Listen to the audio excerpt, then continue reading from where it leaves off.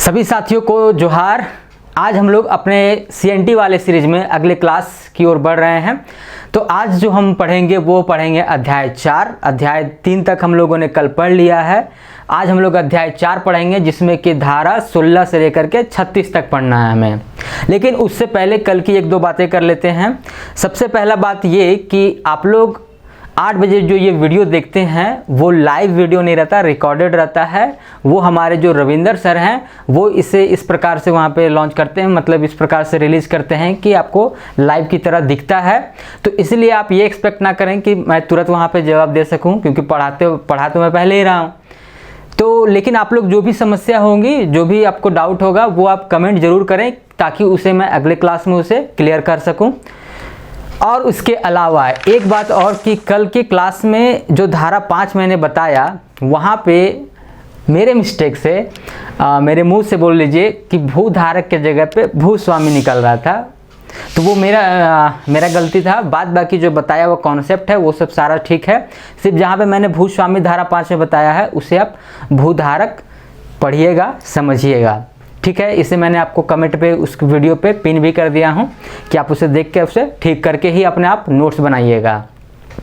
तो ये जो गलती मैंने मेरी बताई है, मतलब मिस्टेक जो ये पकड़े हैं, ये है अक्षय जी। तो आपका भी हार्दिक धन्यवाद। और साथ ही जितने भी साथीगण इसे देख रहे हैं उनसे भी मेरा अनुरोध रहेगा कि आप भी ध्यानपूर्वक वीडियो देखें और उसे आराम से नोट्स बनाते जाएं। और जहाँ पे भी अगर आपको लगे कि नहीं यहाँ पर भाई कुछ सुधार होना चाहिए, तो आप अपनी सलाह मुझे अवश्य दे, ताकि उसे मैं आगे के क्लासों में सुधार सकूं। तो चलिए इन्हीं बातों के साथ आज फिर से अपने क्लास पे लौटते हैं और स्टार्ट करते हैं हमारा अध्याय 4। अध्याय 4, 1 मिनट, इंक काफ़ी अधिक हो गया है।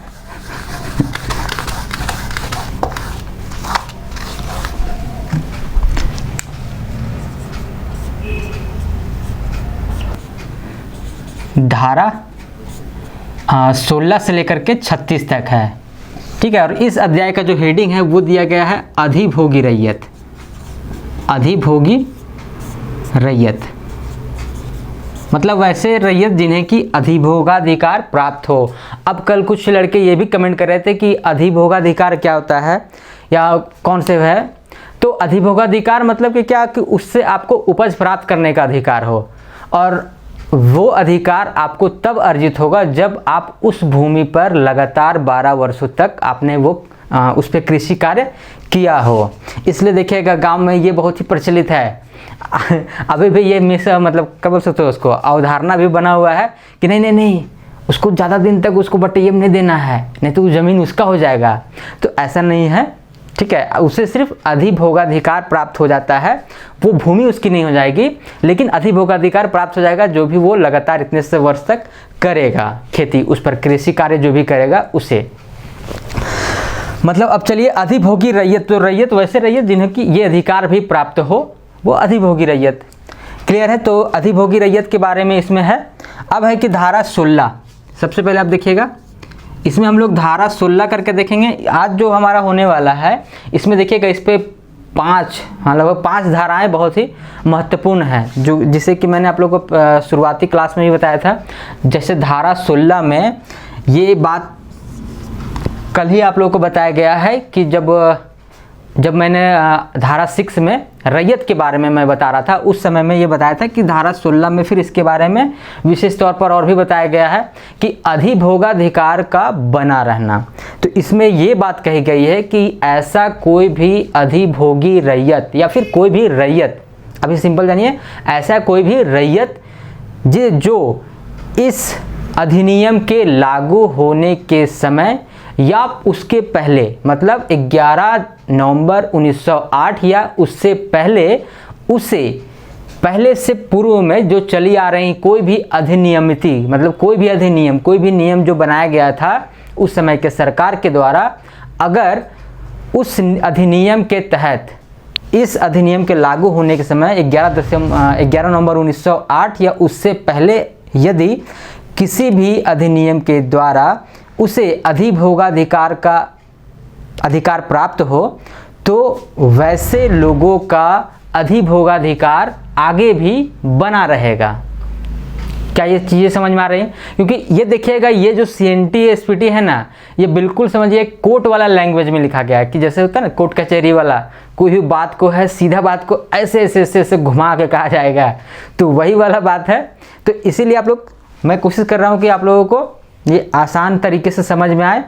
तो इसे मैं फिर से एक बार रिपीट कर दे रहा हूँ। ये देखिएगा कि वैसे रैयत जिन्हें 11 नवंबर 1908 अर्थात जिस दिन CNT हमारा लागू हो रहा था, तो उस दिन या उससे पहले किसी भी पहले की अधिनियम के द्वारा यदि उसे किसी भूधृति पर, किसी भूमि पर अधिभोगाधिकार प्राप्त हो, तो वो अधिभोगाधिकार इसका आगे भी बना रहेगा, इस बात के बिना प्रभावित हुए कि उसने लगातार 12 वर्षों तक कृषि की है या नहीं की है।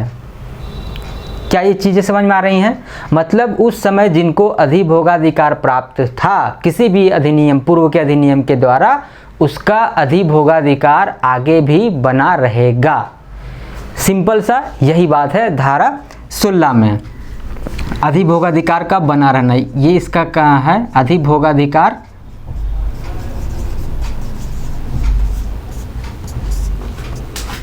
का बना रहना।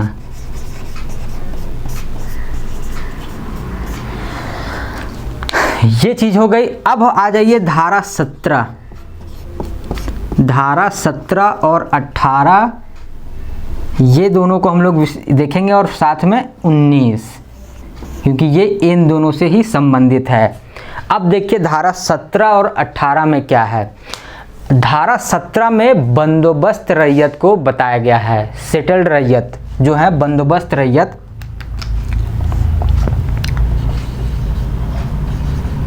बंदोबस्त रैयत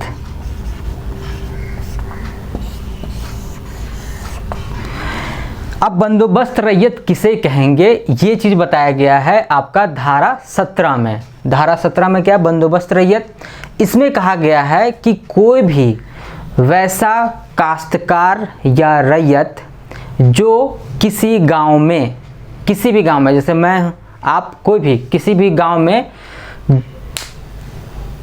किसी भूस्वामी से या रैयत से, किसी से भी आप लिए हो जमीन, पट्टे पर लिए हो या फिर वहाँ पे रैयत के रूप में भूमि धारित करते हों, ठीक है, या तो लीज पे लिए, पट्टा मतलब वही लीज, कि अगर किसी से अगर मैं समझ लीजिए कि मैं किसी गांव में गया, वहाँ पर किसी से कि भैया आप हमें लीज पे, पट्टा पे भूमि दे दीजिए, हम यहाँ पे कृषि कार्य करेंगे। तो अगर वो मुझे दे देता है और मैं अगर वहाँ पर 12 साल तक कृषि कार्य मैंने वहाँ पे किया, तो मैं उस गांव का बंदोबस्त रैयत समझा जाऊंगा। क्लियर है कि कोई भी व्यक्ति, जो कोई भी काश्तकार किसी गांव में लगातार 12 वर्षों तक आंशिक या पूर्ण रूप से पट्टे पर या फिर रैयत के रूप में भूमि धारण करता हो, कृषि कार्य करता हो, वो उस गांव का बंदोबस्त रैयत समझा जाएगा।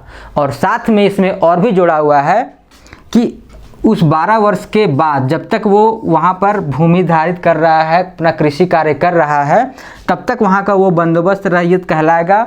और इसके बाद जब वो ऐसा अधिकार मतलब खो दे, या फिर मान लीजिए पट्टा समाप्त हो गया, लीज समाप्त हो गया, उसके बाद वो छोड़ दे रहा है काम, तो भी जब भी वो पट्टा समाप्त हो, लीज समाप्त हो, उसके बाद भी 3 वर्षों तक वो उस गांव का बंदोबस्त रैयत समझा जाएगा। ये बात है आपकी, ये बात है आपका बंदोबस्त रैयत धारा 17 में।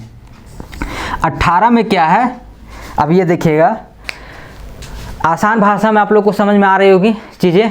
एक बार आप प्रयास करिए कि मैंने आप लोगों को बता दिया, आप सुन लिए, एक बार आप CNT को एक बार आप पढ़ भी लीजिएगा, और भी मज़ा आएगा, क्लियर होगा। जो हल्का फुल्का आपका डाउट बचता है तो अपने से जब आप वो पढ़िएगा भी तो और भी आसान लगेगा समझने में। वहाँ पर ऐसे पढ़ने से थोड़ा सा आपको बर्डन लगता होगा कि भाई पता नहीं चल रहा है, एक ही बात को इधर से इधर से इधर से घुमा घुमा के ऐसा ऐसा कह रहा है कि आदमी का दिमाग हौच-पौच हो जाता है।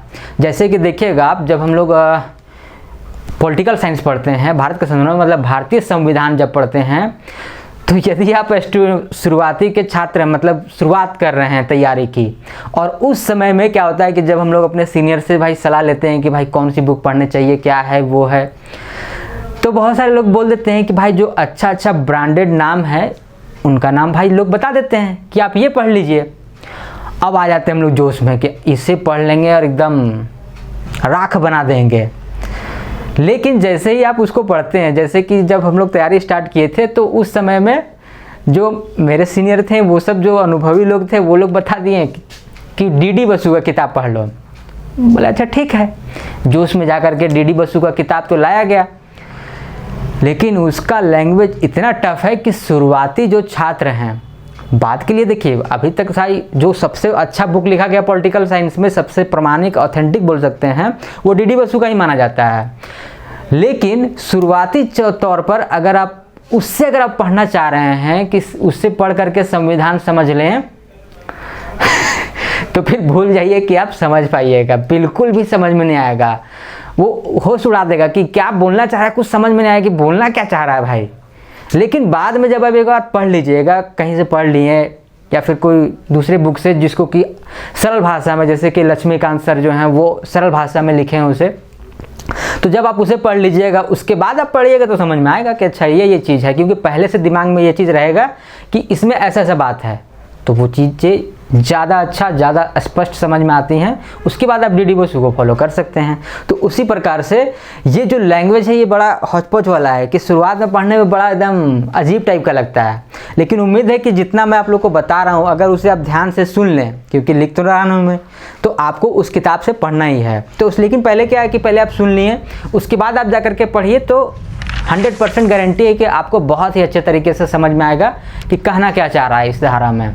क्लियर है? तो चलिए अब हम लोग बात करेंगे धारा 18 की। धारा 18 ये भी बड़ा विशेष है।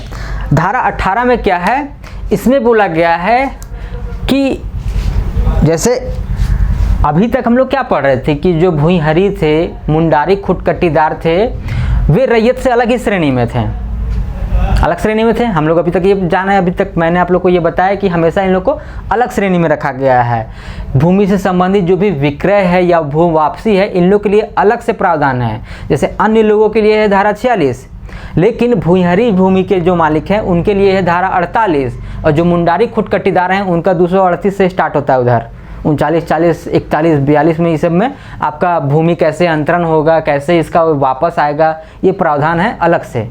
ठीक है, तो इसमें देखिएगा धारा 18 में क्या बोला गया है कि धारा 18 में ये है कि वैसे बंदोबस्त रैयत जो कि भुईंहरी या खुटकटीदार जो भी हों, ठीक है, वे सब सभी बंदोबस्त रैयत उस भूमि पर कहलाएंगे जो भी मुंडारी या खुटकटीदार, जो भी मुंडारी खुटकटीदार या भुईंहरदार जो भी लोग हैं, उनकी पर्सनल मतलब जो विशेषाधिकार वाली भूमि है या फिर भुईंहरी भूमि या मुंडारी खुटकटीदार भूमि है। जैसे मान के चलिए आप कि जैसे मुंडारी खुटकटीदार वाला भूमि कौन सा होगा कि जिन्होंने गांव को बसाया था वो मुंडारी खुटकटीदार, जिन्होंने गांव को बसाया था वो भुईंहरदार, और उसके लिए उनकी जो विशेष भूमि है, ये भूमि या फिर इसके अलावा जो भी विशेष भूमि है जिसका परिभाषा 118 धारा 118 में परिभाषित किया गया है। इस धारा का संबंध 118 से भी है। ठीक है, 118 में विशेषाधिकार वाली भूमि के बारे में चर्चा की गई है। तो ये धारा में वही बोला गया है कि भुईंहरी भूमि या मुंडारी खुटकटीदार वाली जो भूमि है, इसके अलावा उन्हें जो विशेषाधिकार युक्त वाली भूमि है, जो भी उनको विशेष तौर पर मिला होगा, जैसे पहनाई महत्वाई वगैरह, ये सब जो भी भूमि है, ये सब भूमि के अलावा कोई अगर भूमि वो धारित करता है, 12 वर्षों तक अगर लगातार कृषि करता है, तो वो मुंडा या उरांव जो भी होगा, जो भी लोग होंगे, वो सब सभी बंदोबस्त रैयत के अंतर्गत शामिल होंगे और उन्हें भी उस भूमि पे अधिभोगाधिकार प्राप्त होगा। ये चीज़ है आपका धारा 18 में। मतलब ये सभी को भुईंहरी भूमि, मुंडारी खुटकटीदार भूमि या फिर विशेषाधिकार युक्त वाली भूमि, इस भूमि के अलावा जो अन्य भूमि होंगी उनके पास, भुईंहरदार के पास या मुंडारी खुटकटीदार के पास, वे सब सभी भूमि पर वो बंदोबस्त रैयत के तौर पर जाने जाएंगे। इस धारा का यही अर्थ है। अब हम लोग बात करते हैं आगे धारा 19। धारा 19 में क्या चीज़ कहा गया है कि इस दोनों धाराओं के अंतर्गत, धारा 17 और धारा 18 के अंतर्गत जो भी बंदोबस्त रैयत होंगे, जो अपने उस भूमि पे ऑक्यूपाइड होंगे, उन्हें वो ऑक्यूपेंसी राइट मतलब अधिभोगाधिकार प्राप्त होगा। क्लियर है? धारा 19 में बस यही चीज़ बोला गया कि इन दोनों के अंतर्गत जो भी भूमि धारित करते हैं उन्हें उस भूमि पर अधिभोगाधिकार प्राप्त होगा। बस धारा 20 महत्वपूर्ण नहीं है। धारा 21 पे हम लोग आते हैं और ये बहुत ही महत्वपूर्ण है। इस पे हम लोगों ने पहली क्लास में भी चर्चा किया है। आज फिर से हम लोग इस पे और भी थोड़ा डिटेल से कर लेंगे। तो चलिए इसे मिटाते हैं।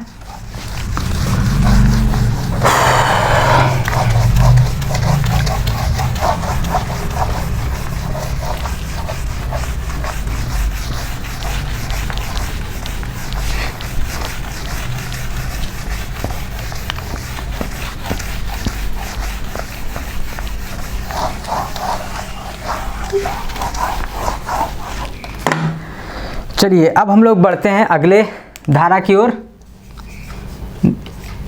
इस धारा 21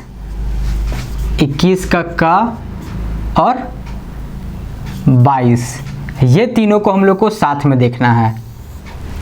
ये भी बहुत महत्वपूर्ण है। ये तीनों धाराएं 21 का और 22 ये तीनों धाराएं बहुत महत्वपूर्ण है। जो भी ये बाद में 21 का तो देख रहे हैं तो इसको देख करके समझ में आ गया होगा कि इसको संविधान CNT संशोधन अधिनियम के द्वारा इसे जोड़ा गया होगा। ये तो समझ में आ ही गया होगा आपको। अब चलिए बात करेंगे कि कब जोड़ा गया और क्यों जोड़ा गया, ये आगे हम लोग बात करेंगे। तो सबसे पहले हम लोग धारा 21 को पहले समझते हैं। ये क्या है धारा 21? तो इस पे हम लोगों को पहले क्लास में भी बात हुआ है कि धारा 21 क्या है। तो धारा 21 ये जो हमारा छोटा नागपुर काश्तकारी अधिनियम है, इसमें सबसे महत्वपूर्ण धाराओं में से एक है हमारा ये धारा 21। इसमें चीज़ क्या है, इसमें बात क्या कहा गया है? इसमें ये कहा गया है कि कोई भी रैयत, कोई भी भूमि का उपयोग कृषि कार्य के अलावा अन्य ऐसी कोई भी अन्य गतिविधियों के लिए नहीं करेगा जिससे उसके मूल्यों का ह्रास हो, मतलब उसके मूल्य में कमी आए या उसका जो बोल सकते हैं ना कृषि के लिए अनुपयुक्त हो। ये चीज़ इस पे कहा गया है। इस पे बात भी हुआ था कि 2016 में जब पिछली सरकार थी तो उन्होंने इस धारा को भी परिवर्तित करने का प्रयास किया था। क्योंकि इससे क्या था कि इसमें बोला गया था, प्रयास ये किया जा रहा था कि अभी देखिएगा क्या है कि कोई भी कृषि भूमि है, ठीक है, अगर कोई भी व्यक्ति या कोई प्राइवेट तौर पर अगर वहाँ पे बोला कि नहीं वहाँ पे फैक्ट्री लगाना चाहते हैं, ये करना चाहते हैं, ठीक है, तो क्या होता है वहाँ पे फैक्ट्री लगा दिया तो उस प्रकार से वो भूमि तो बर्बाद हुई ही, साथ का क्या हो जाएगा आसपास का भूमि भी बर्बाद हो जाता है। क्योंकि इसके भुक्तभोगी बहुत सारे लोग आप लोग होंगे कि जिनके आसपास भी फैक्ट्री होगा। जैसे हमारे गांव के आसपास में पूरा फैक्ट्री भर गया है। अब वहाँ क्या हो गया है कि आसपास का जितना भूमि था वो एक तरह से समझिए उसका जो उपजाऊपन पहले था वो ख़त्म होता चला जा रहा है। क्योंकि क्या होता है फैक्ट्री लगने के बाद सारा पानी जो होता है देखिएगा डीप बोरिंग हो जाता है, 1,000 फीट का एकदम बड़ा बड़ा डीप बोरिंग, पानी सब सोख लेता है, पानी का कमी। दूसरा इतना प्रदूषण देता है कि भाई प्रदूषण से जान ही रहे हम लोग को, उत्पादकता में तो प्रभाव आएगा ही आएगा। और भी बहुत सारा है, डस्ट वस्ट लन फन सारा कुछ, ठीक है। तो ये क्या है धारा 21 में यही चीज़ कहा गया है कि भाई आपका कृषि कार्य के अलावा अन्य मतलब उसका प्रकृति नहीं बदला जाएगा, कोई दूसरे काम में प्रयोग में नहीं लाया जाएगा। क्लियर है? कृषि भूमि है तो वो कृषि कार्य में ही आएगा, उसका आप कॉमर्शियल यूज़ नहीं कर सकते हैं। इस धारा में यही है धारा 21 में कि उस भूमि का मूल्य ह्रास नहीं होना चाहिए। क्योंकि इस प्रकार से क्या होता है कि कॉमर्शियल भूमि सब कृषि भूमि को क्या करता है कॉमर्शियल भूमि बनाते जाएगा तो भाई उनका तो भूमि तो सब छिन जाएगा।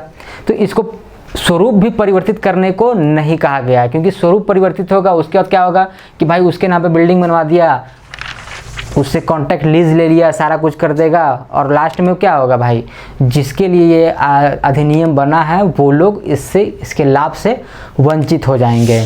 तो बहुत ही ये सोच समझ करके बनाया गया है, इसे हटाने का भी प्रयास किया गया।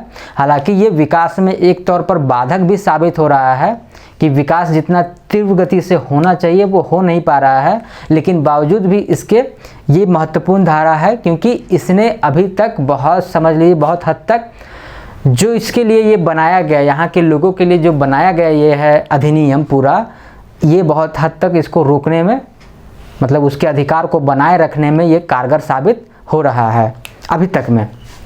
अब देखिए आगे कब परिवर्तित हो जाए।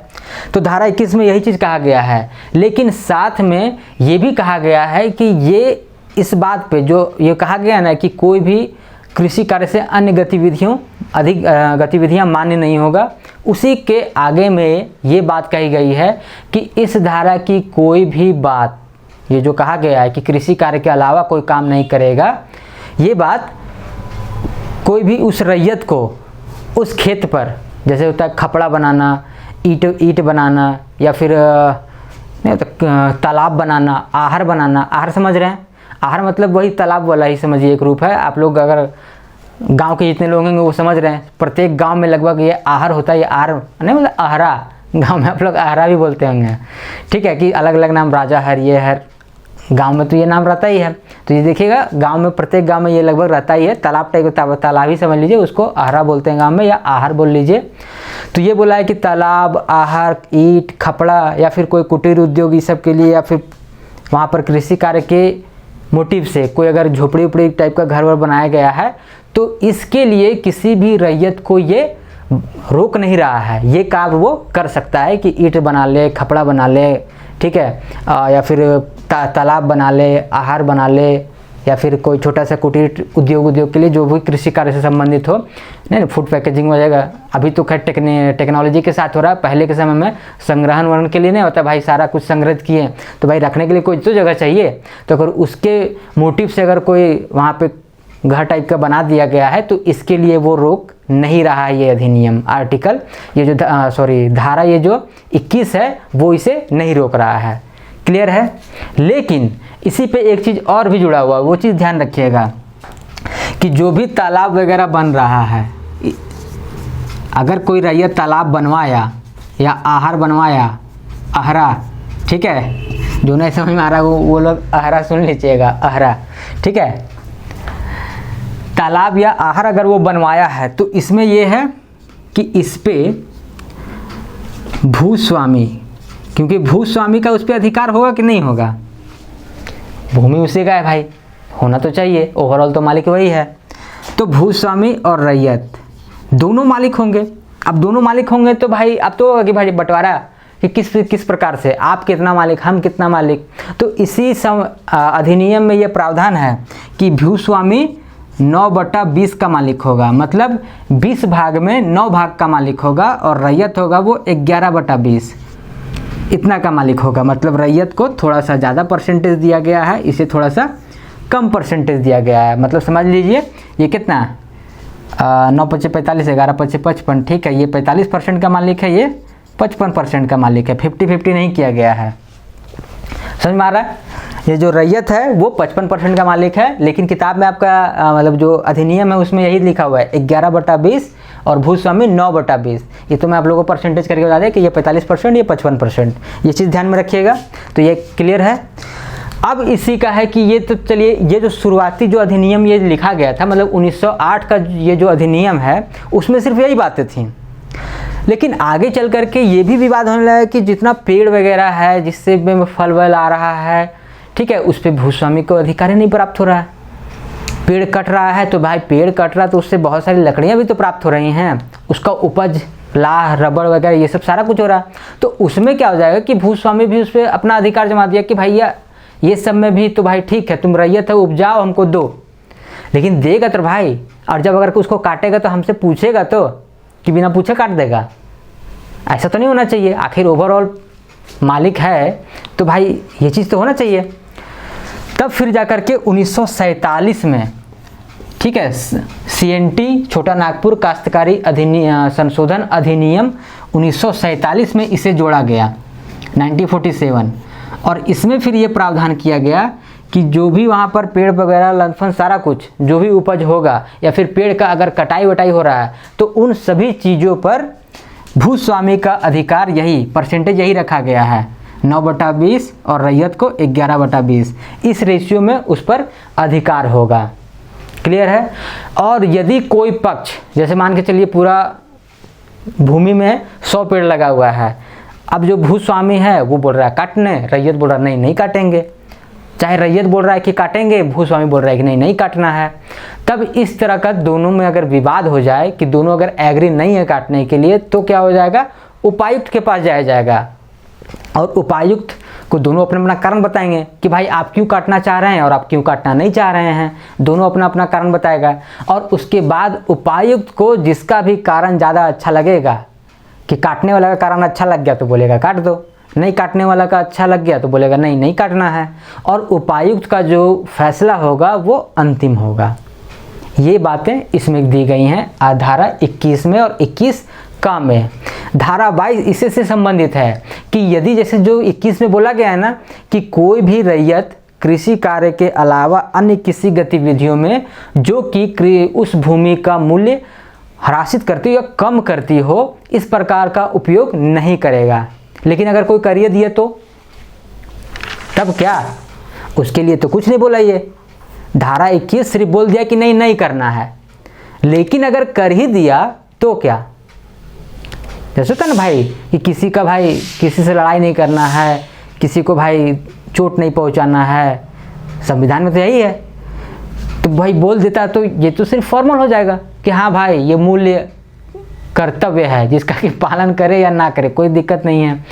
बाध्यता तो तब ना आ जाएगा जब इसका प्रावधान होगा कि अगर ऐसा कर दिया तो ये होगा। जैसे दंड है ना कि अगर किसी पे अगर हमला कर दिया, किसी पर अगर किसी को चोट पहुंचा दिया, किसी के आत्मसम्मान को मतलब मान सम्मान को ठेस पहुंचा दिया, सबके लिए कानून है, सबके लिए दंड है। तो उसी प्रकार से अगर कोई इसका उल्लंघन कर दिया धारा 21 का कि कृषि भूमि था उसको पे वहाँ पे फैक्ट्री डलवा दिया तो क्या होगा, तब फिर यही है कि धारा 22 में कि अगर कोई ऐसा कोई काम कर देता है, जैसे देखिए धारा 22 में क्या लिखा गया है कि इस धारा में कहा गया है कि केवल 2 आधारों पर ही कोई भी रैयत को बेदखल किया जा सकता है।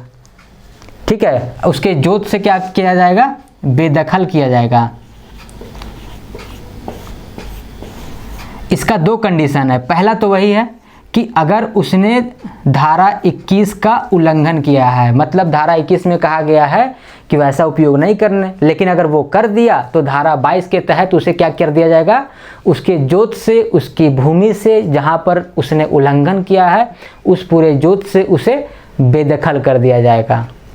क्लियर है, मतलब वो चला जाएगा सरकार, भूस्वामी मतलब जो वापस अपने सरकार के पास।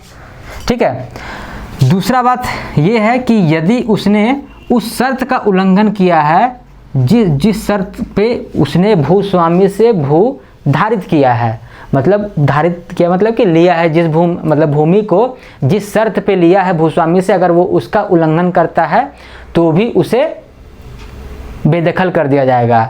और पहला में क्या क्या है कि अगर धारा 21 का उल्लंघन करता है तो भी उसे उस भूमि से, उस जोत से जहाँ पर उसने उल्लंघन किया है उस पूरे जोत से उसे बेदखल कर दिया जाएगा। तो क्या ये बातें समझ में आई, धारा 21 का और धारा 22। उम्मीद है आप लोगों को अच्छे तरीके से समझ में आई होंगी। अब हम लोग बढ़ते हैं आगे, धारा 23। धारा 23 पे भी पहले ही दिन बात हुआ है, चलिए फिर से अभी थोड़ा सा देख लेते हैं।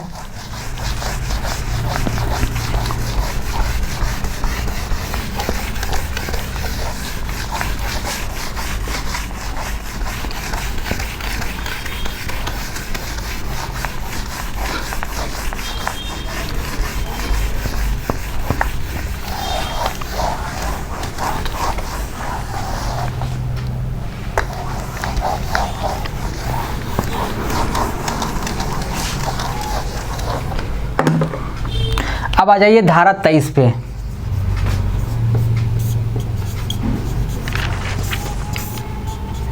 धारा 23 पे पहले दिन भी बात हुआ था क्या कि इसमें एक ऐसा प्रावधान है जो कि जमींदारों को हमारी भूमि, जो जितने भी रैयत थे उसकी भूमि को हड़पने का एक बहुत बड़ा मतलब हथियार दे दिया गया था। बात हुआ था ना उस दिन कि धारा 23 में, धारा 72 में और धारा 73, हाँ 72-73 में, इन धाराओं में है कि भूमि को कैसा हड़पा जाता था। तो धारा 23 में बात हुआ था ना हमारा कि यदि कोई व्यक्ति, यदि कोई रैयत बिना मतलब अपने वंशज के, बिना वंशज के या वसीयत के, उस टाइप का अगर है कि बिना वंशज के अगर मर जाए, उसकी मृत्यु हो जाए, कि बिना वंशज के ही मृत्यु हो गया, उसका कोई बेटा है नहीं, तब फिर क्या होता था कि वो भूमि जमींदार के अंतर्गत चली जाती थी।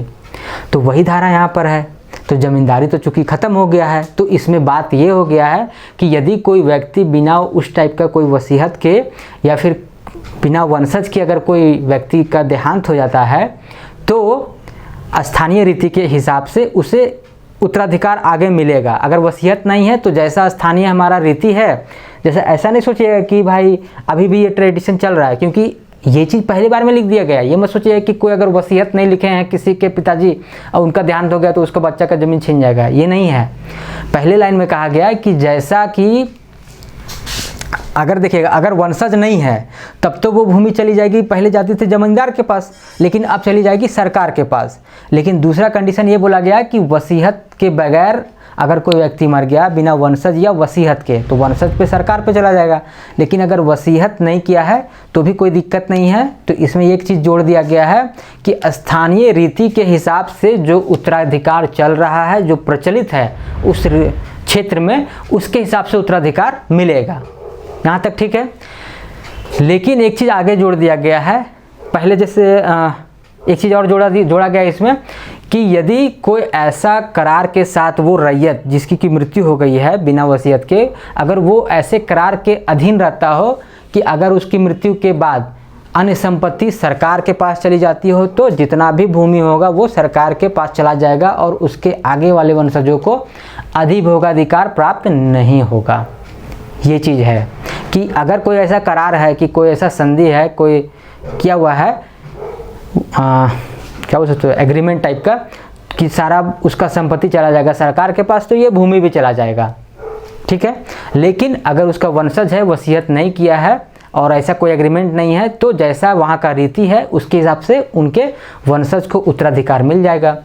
और अगर कोई वंशज है ही नहीं, कोई नर वंशज नहीं है, तो वो भूमि चला जाएगा सरकार के पास। पहले यहाँ पे सरकार के जगह पे वर्ड था क्राउन। क्राउन जान रहे ना, ताज। ताज कौन? ब्रिटिश सरकार का चीफ, नहीं तो ब्रिटिश क्राउन के अंतर्गत हम लोग शासित होते थे, तो वही उसी समय में चूँकि बना हुआ है, तो इसीलिए क्राउन वर्ड था कि क्राउन के पास चला जाएगा। तो ये बात क्लियर है हुई कि धारा 23 में क्या है, धारा 23 में यही चीज़ है। क्लियर हो गया होगा आपका कि बिना अगर वंशज के वो देहांत हो जाए, उसका मृत्यु हो जाए, तो वो भूमि सरकार के पास चली जाएगी। और अगर कोई वंशज है, वसीयत नहीं भी किया है, तो वहाँ का जो स्थानीय रीति है उसके हिसाब से उसके वंशजों को मिल जाएगा। लेकिन अगर कोई ऐसा एग्रीमेंट के साथ वो बंधा हुआ था कि उसकी मृत्यु के बाद सारा चला जाएगा सरकार के पास सर्व संपत्ति, तो अन्य संपत्ति की तरह भूमि भी सरकार के पास। ये है धारा 23 में विस्तार पूर्वक। सिर्फ उस दिन शॉर्ट में बात हुआ था हमारा कच्ची कि भाई ये भूमि हड़पने का एक साजिश, मतलब तरीका था जमींदारों का कि बिना वंशज के मर जाए तो भूमि जमींदार का। 72-73 भी आप लोग याद होगा, जिसमें कि एक 72 में इस्तीफा करवा लिया जाता था और 73 में है कि गांव से बाहर 3 साल लगातार चला गया तो भूमि गया, जमींदार का हो गया। ये था। फिर से भी बात करेंगे हम लोग जब आएंगे 72-73 में। इसके बाद आ जाइए धारा 24।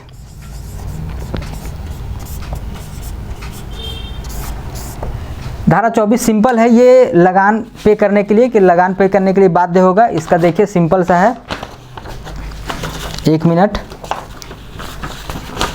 धारा 24 एकदम सिंपल सा है कि लगान भुगतान के लिए अधिभोगी रैयत की बाध्यता, कि मतलब सिंपल से कहा गया है कि जो भी रैयत होंगे वो अपनी जोत के लिए उचित और सामयिक दर से लगान का भुगतान करेगा। बस सिंपल सा बात है, ठीक है। कि इसमें यही चीज़ है कि लगान का भुगतान करने के लिए कि जो भी वो अधिभोगी रैयत, जितना भूमि पर वो उसका अधिकार है, अधिभोगाधिकार है, उसके हिसाब से वो जो भी दर तय किया गया है सामयिक और उचित, मतलब समय के अनुसार जो उचित है, वो सामयिक और उचित लगान भुगतान करेगा। और इसके बाद एक उसके क में 24 क में दिया हुआ है कि भूमि के बंटवारा के साथ कि अगर जोत का अगर बंटवारा हो जा रहा है, जोत को अगर विभाजित कर दिया जा रहा है तो उसी अनुपात पे लगान को भी विभाजित कर दिया जाएगा। तो ये हो गया हमारा 24 और 24 का। ठीक है, 24 में क्या चाहिए कि उसके जितना भी जोत है उसके हिसाब से वो सामयिक और उचित लगान का भुगतान करेगा। और 24 का में क्या है कि यदि जोत को विभाजित कर दिया था, मतलब खेत है, भूमि है, उसको विभाजित कर दिया जा रहा है, मान लीजिए बांट के कुछ उसको दे दिया कुछ उसको दे दिया, तो उस हिसाब से जो लगान है उसका देय था, जो वो पे करता था, उसको भी उसी रेशियो में विभाजित कर दिया जाएगा। ये हो गया आपका 24। तो धारा 16 से लेकर के धारा 24 तक आज हम लोगों ने देख लिया। कल से हम लोग बात करेंगे धारा 25 से लेकर के आगे। तो 25 से स्टार्ट हो जाएगा आपका लगान वृद्धि, लगान कमी, कि कब लगान वृद्धि होगा, कैसे वृद्धि होगा, कब कमी होगा, कैसे कमी होगा, किन कारणों की वजह से होगा, इस पे हम लोग बात करेंगे कल। आज के लिए इतना ही, फिर मिलते हैं हम लोगों को अगले क्लास में। तब तक आप लोग आराम से वीडियो देखते रहिए और समझ के आराम से उसका नोट्स बनाइए, नोट्स ज़रूर बनाइएगा खुद से। फिर मिलते हैं कल, धन्यवाद।